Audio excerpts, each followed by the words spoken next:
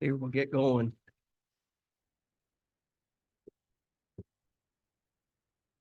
Good morning, Melanie, or after, yeah, it's still morning. Still Melanie, morning. guess we'll start off with roll call. Commissioner Mapes, Here. Commissioner Turnbull, Here. Commissioner Van Alstine, Here. Commissioner Chamberlain. Here. Add or removal of agenda items.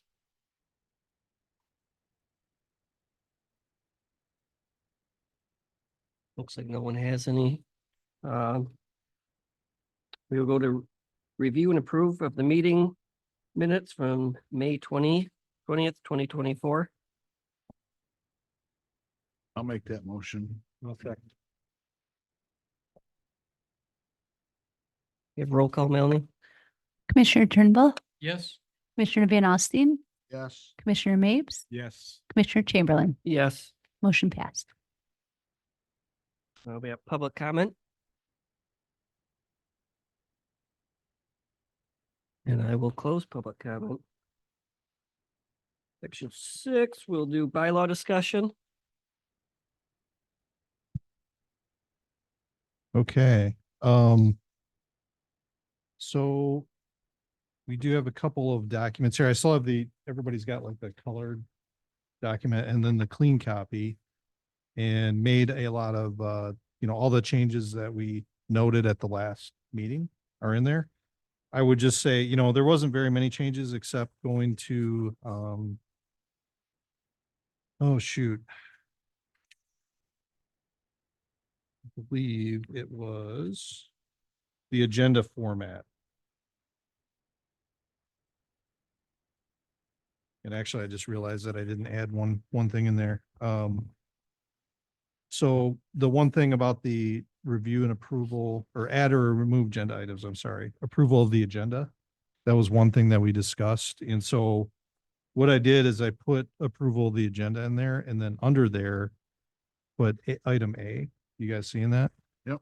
Or hearing that, for Commissioner Turnbull. Do you remember that discussion, Commissioner Turnbull? So in that format where we have call to order, opening ceremony, roll call, and then I think, Terry had brought up, we have the add or remove agenda items, and that was in there because just a little background history because of that a year ago when we had the meeting that we couldn't approve the agenda and whatnot. So that was like a solution.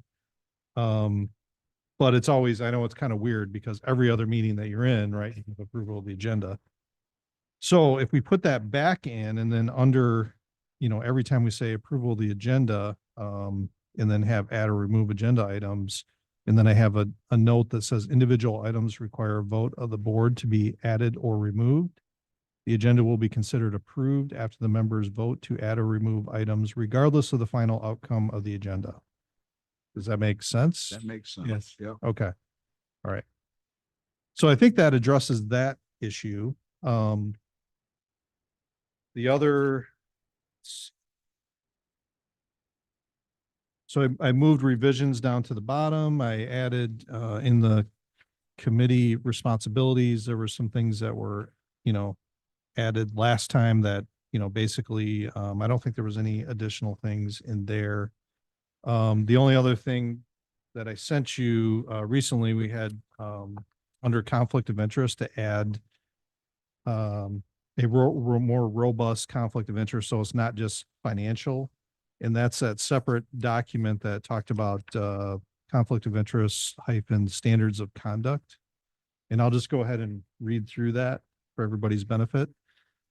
And I think that's more or less the gist of, anything that we're talking about with the, well, first of all, let me just say, are we all good with the changes that were made with the bylaws document from last time? Yes. Okay. Yes. All right.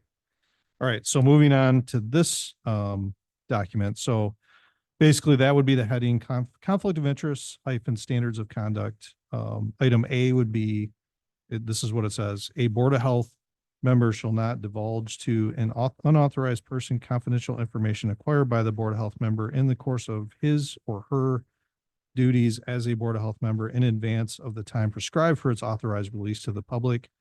if it is to be released to the public. Confidential information means information, written or non-written, that has been obtained by a Board of Health member in the course of acting as such, that is not available to members of the public pursuant to the Michigan Freedom of Information Act.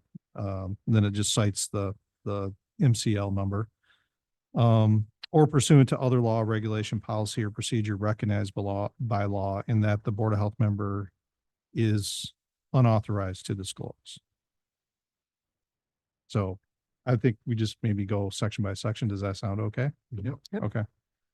And I think that would cover, closed sessions and things of that nature. Or we could add that in there.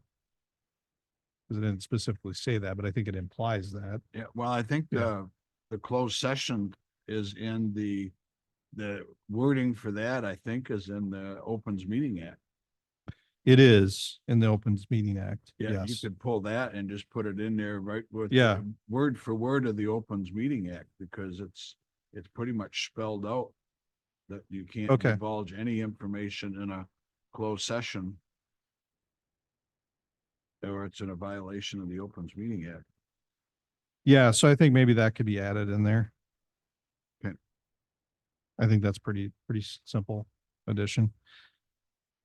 And then, okay, so item B is Board of Health members shall represent the official policies, positions, and mission of the Health Department to the best of their ability when representing the Health Department. When presenting their individual opinions and positions, a Board of Health member may not represent nor allow the interference of his or her personal opinion or position as that of the Board of Health or the Health Department of Northwest Michigan. Does that make sense? One person can't represent the board. Right. Yeah, basically one person can't represent the board. Yep. Exactly. Yep. Or your opinion or, whatever. Okay, so moving on, item C, a Board of Health member shall not appear or advocate on behalf of the private interest of third parties, including the Board of Health members, immediate family members, before the Board of Health, any committee or other proceeding of the Board of Health. Yep. Pretty clear. Okay, item D, a Board of Health member shall not solicit or accept a gift or loan of money, goods, services, or other things of value for the benefit of a person or organization other than the Health Department, which tends to influence the manner in which the Board of Health member or employee of the Health Department performs official duties. Pretty clear. Next one, except as permitted by state law, a Board of Health member shall not engage in a business transaction in which the Board of Health member may derive a personal profit or gain directly or indirectly from his or her official position or authority, or benefit financially from confidential information which the Board of Health member has obtained or may obtain by reason of that position or authority. I guess I'm gonna have to pay it first. What was that? We were talking about syrup and stuff earlier. Yeah. Selling syrup. He couldn't Yeah. just give me one. I'm gonna have to pay him for it. Dang it. Sorry. We put exclude maple syrup.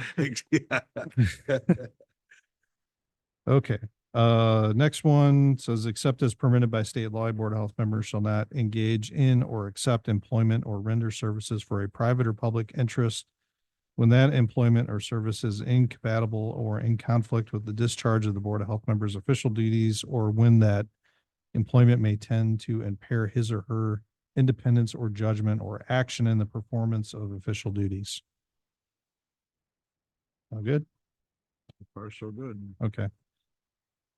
Next one, except as provided by state law, a Board of Health member shall not participate in the negotiation or execution of contracts, issuance of permits, or other regulation or decision relating to a business entity in which the Board of Health member has a personal or ownership interest. That's pretty straightforward. Yeah. Pretty much straightforward. Straightforward. Okay. Except, next one is, except as permitted by state law, a Board of Health member shall not vote or participate in any other question on which the council member has a substantial direct or indirect financial, personal, or ownership interest other than an interest similar to that of other citizens affected. Good. Okay. Next one, whenever the performance of official duties shall require a Board of Health member to deliberate and vote on any matter involving the Board of Health members' financial or personal interest. The Board of Health members shall publicly disclose the nature and extent of the interest and is disqualified from participating in the deliberations and voting on the matter. The disclosure shall be made at a public meeting of the Board of Health. The matter is voted upon or in any other manner required by law. Sounds good. This code of conduct is intended, this is the last one. This code of conduct is intended to encourage and promote the highest standards of ethical conduct and behavior by members of the Board of Health and is not intended to be a code enforceable by punitive measures. Violations of this code are not intended to subject Board of Health members to reprimand or censure by the Board of Health. A violation of this code shall not be considered basis for challenging the validity of Board of Health members' decision or position as a Board of Health member.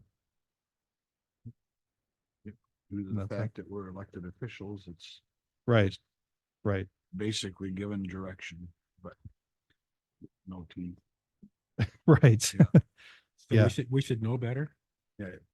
right. Exactly.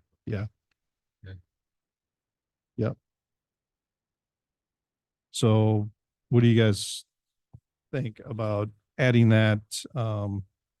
Just as I read it, I can make that small change in the first one about pursuant to closed sessions in the OMA.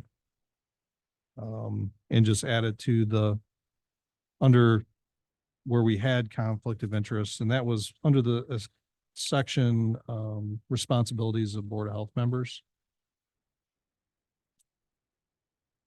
Oh, all right. Yeah, here. Yep. Yeah. The I clean see that. copy might be easier to look at too. Yeah. So, does that sound okay with Yeah. Yeah, everybody? Yep. Okay. So you're gonna blend this code of ethics in with the bylaws? Right, put it under that conflict of Okay, interest yeah, okay. part, just to make it, stronger, I guess. Yep. Lack of a better term. Mhm. Okay. All right. Well, with that, I think we're really close to wrapping this up, Yeah. once I get those, things changed. I mean, how do you want to proceed, I guess, from, do we want to meet again about this and look at the final version, or do you want to authorize me to bring it to the next Board of Health meeting? Or do you want to vote on moving it forward? what do you guys think? I'll ask the rest of the board. I Accept it with I change. trust Dan to do the right thing. I don't think he's gonna try to slip anything in there. Well, you would see it, I mean, Well, we get the packet beforehand, be able to read. right, Yeah, Yeah. right. And it's, ultimately it's the full board's decision. Yeah, Right. Yep. So, but I'd be willing to go with the recommendation. I don't feel we need to meet again. and I could send, just, I could send the board or the committee, I'm sorry, the language in that, first one that, under conflict of interest standards of conduct, where I add the OMA stuff and just send it Yeah. out to you Okay, beforehand. Yeah, then we just so can you just can- read it and then respond and say, yes, it looks good. And if it is, then we don't need to meet again on that. We can bring it to the, you can. Yep. bring it to the Right. full Okay. board. Right. hey, that sounds Okay. good. Are you okay with that, Jonathan? Yeah, sounds good. Okay. All right. So do you want to, You want Dan, to take action and make a I'll motion? make a motion that we, let Dan move forward with the, revised bylaws that we've talked about today and have him put that conflict of interest in there and send us a copy of it so we can approve it before it goes to the full board. I'll second. All right. Millie, can we have a roll call vote? Yes. Commissioner Turnbull? Yep. Commissioner Van Alstine? Yes. Commissioner Chamberlain? Yes. Motion passed. okay. All right. Well, that feels good. Yeah, We're getting there. we're getting there. Yeah. Go down next to the Freedom of Information Act policy and procedure. Dan? Yeah, I'll just give you a little background on that. So, we're subject to the Freedom of Information Act at the Health Department, obviously being a government entity. That's okay. Okay, good. So what we've run into is that we've had some, a few FOIA requests that have been fairly large. And it's taken a lot of staff time to put the information together. And, we just had one recently and said, okay, let's look into charging for this. Like, I know we can charge for our time and, the paper and all that kind of stuff.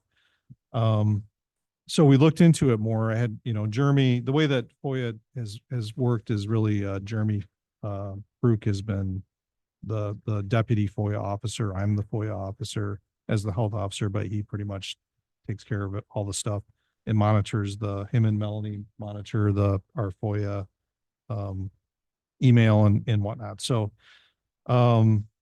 he looked into it, pulled up the FOIA law, and it turns out that the law, first of all, was amended by Governor Snyder. It signed into law by Governor Snyder back in like 2014. And it had it had a lot of information in there about, how we're able to charge for fees. And so it's very specific. Like you have to have, it says right in there, like on your website, these, if you have a website, you have to post procedures and guidelines for how you respond to FOIAs and how we would charge for fees and, give options for people if they don't agree with the fees to appeal that. And then also have options for them to appeal denials. If we deny information, which we can and do deny information if they ask for something like an email or whatever, and it's got some personal information in it, like phone numbers or things like that, we can remove that. So it's a partial denial at that point. Or if they ask for specific information that's covered by attorney-client privilege, we can deny that information. It, typically is when we're doing partial denials just to remove personal information, and it's, not a big deal, and it hasn't been an issue, but we still have to have that framework in place.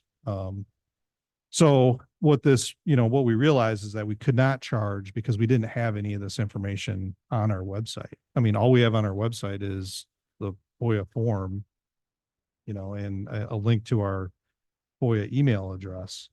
So we could not, we determined, well, we can't charge any fees because we're not complying with the law, if we did that. So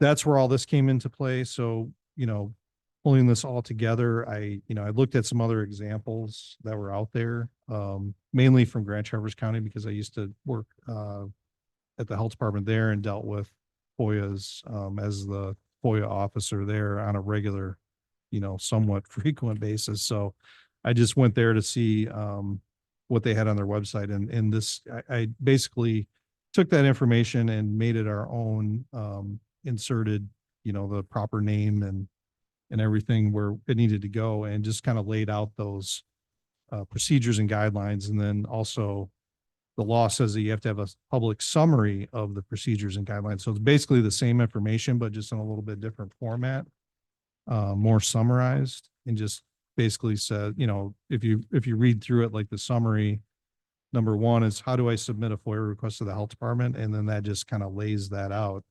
You can do a written request where you send it to the health department and so I put down our address, or the email option. And I have our email address, which is FOIArequest@nwhealth.org. So that's all there. What kind of response can I expect from my request? And then it just kind of lays out, we're either going to grant the request, issue a written notice denying the request, grant the request in part, and issue a written notice about the parts that we're denying. And then, there's also the possibility that we could, instead of responding in 5 days, we could issue a notice of extension. Going through this a little bit more. I'm just looking at it. I think the next section asks, what are the health department's deposit requirements? So that's if we're, charging fees. If the cost of processing the request is expected to exceed $50, or if you've not previously paid for a previously granted request, the health department will require a deposit before processing the request. So there's information regarding that. And then it very specific information about the timing, the amounts, you know, all of that. I'm not going to go over it word for word. I mean, you have it in front of you there, and it's very, this is a long, large document, and it has a lot of details in it. About, you know, when you can charge a deposit, when you can't. And there's some exemptions there, which are all laid out. Number 4 is how does the health department calculate FOIA processing fees, and kind of lays that all out. Mainly the big thing there is, there is a cost itemization form that we would have to fill out. We have to basically give an estimate of how much it's going to cost.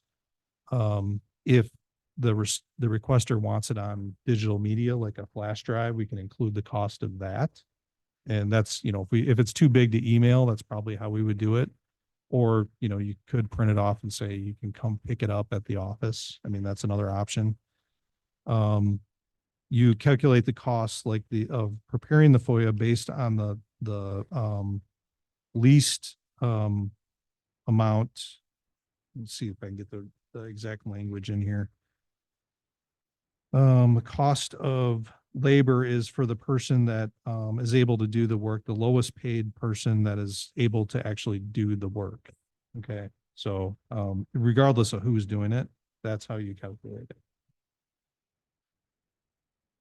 And like I said, a lot of this stuff is taken right out of the law and just is summarized on here.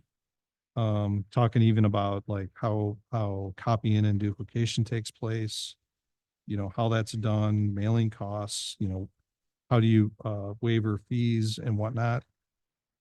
How do I qualify for an indigence discount on the fee? So there's a discount for that. Nonprofit organization receives discounts. How you can challenge. So this is where the Board of Health comes into play, and why coming to the committee today is number 6 in the summary is how may I challenge the denial of a public record or an excessive fee? And it kind of lays out that process. So the Board of Health is, if someone wanted to appeal, they would appeal to the Board of Health. And then that person would have to be heard by the Board of Health, you know, as far as the reasoning, you know, why they disagree, why they're appealing. And then the Board of Health would make a decision on whether to grant the appeal or not grant the appeal. So that's basically, you know, why we are here. I'm all right with that. We have to have it. Otherwise, we're violating the laws. So Right, exactly. When you did your research, Dan, did you do any price comparisons, or did you just go off that what Grand Traverse County was charging? Well, it's, what you can charge is all laid out in the law. So it's the same for everybody. Oh, is it? Okay. Yeah, Oh, so, that's good. you know, like I said, the labor cost would be the cost of the lowest paid person that can do the work. Okay, so Mhm. some, you know, that could vary. You just have to justify it. Like Mhm. if you had to have someone do something, gather information, that would be, you know, it could be an administrative assistant, or it could be a supervisor, depending on the nature of the information and how accessible it is. And, you know, if there's anything Yeah. to do with like, you know, maybe you don't want a particular person in the organization to see it if it's, you know, has some confidential things in Mhm. there Mhm. that maybe has to do with staffing or whatever, that you're gonna have to redact. My thinking for asking was Yeah. the fact that, you know, if they want to appeal any cost or anything, they got to come before the board. I'm thinking to myself, well, it's a no-brainer. You know, we're not charging any more than anybody else does. Yeah, You know, it's a time and material kind of a thing. Right. The only reason why anybody would come is just they feel like they shouldn't have to pay for something that government that their taxes might pay for, the usual Right. argument kind of a thing. So I Right. don't have a problem with it. I was just curious. Yeah. And I'll just say too, that like I said, if it doesn't, you know, if it's gonna take minimal time, you know, we're gonna process the vast majority of FOIA requests without Yeah. charging for it, because it is kind of a pain. You know, when you have to put together the cost itemization form and like the, you know, estimate of what it's gonna cost. I mean, it's like a 3 or 4 page form, and I mean, it takes half an hour to fill that out. But then But you'd if you're- have that, you'd have the FOIA all done already. Exactly. Yeah. on the Right. easy ones, Yeah, so the Yeah. short Yeah. ones, the ones that are, you know, not The gonna 2 or take too page- much. 2 or 3 pager kind of a thing. Yeah, if it's not gonna take too much effort, then we would just do it and not worry about charging. But if you get an extensive one where they're asking for, you know, emails for the, over the course of, you know, months or Yeah. years, or, Yeah. you know, where you have to do a lot of work to try to find that stuff, Mhm. you know, it can take hours and hours and Sure. hours. Yeah. Yeah, depending on what the nature of the request is. Yep. Um. Yeah, so I think that's pretty much the gist of it. I'm all right with having that ready to go to the full board. Okay. Yeah. Yeah, I I am have too. two. Anyone Yeah. want to make a motion? Or do we have? Do we Um, need- yeah, I think it would be good to Right. make a motion to do that. I'll just say one other thing really quick is, Janine actually is working on with, our digital content specialists to revamp our website to make sure we put this all on there. So we're gonna have, you know, totally change the website for the FOIA requests. We're gonna have all this information on there. All the forms will be there. There's like 5 different forms. You know, the form that people would fill out to request. There's the denial form where you can deny in full or in part. There's the cost itemization form. There's the appeal forms. I'm probably forgetting one. I think it's laid out Well, on It should be, here. it should all be in one spot. It should be all in one spot, yeah. That'd be nice. Notice to extend response time is another one. And then there's the 2 appeal forms, appeal of denial of records and the appeal of excess fees. So it's all there. So do you want us to have a motion for that? I think if you are, you know, the committee's okay with moving that forward as a recommendation to the full board to approve, I would say, yeah, All right, that'd be great. you want to make a motion? Go ahead. I'll make that motion to move the FOIA procedures and guidelines in. We already did the bylaws, correct? We already did the Yeah, bylaws, yeah. yeah, The FOIA procedures and guidelines to the full board. perfect. You want to support? I'll second it. All right. Just want to do a voice vote. All in favor, say aye. Aye. Aye. All opposed? No one? Good to go. Good. All right. Miraculous. We made tons of headway. Yes, yeah, thank you very much. Thank you for all your work, Yeah. Dan and all Yeah, your Nice to staff. put that to bed finally, huh? Yes, it will be. Motion for adjournment? Okay. All right. I'll That's a good- second. All in favor? Aye. Aye. Hold on a second. Oh, Did you Oh. make the motion to adjourn, Commissioner Mapes? Or No, Nope. You made I the think motion? Terry did. I did. Okay, thank And, you. and Josh seconded, I believe. I was like, I'd rather go. That was. like And who 5 minutes seconded ago. it? Turn You it, did? return him back to. I second. Got more to come. Oh.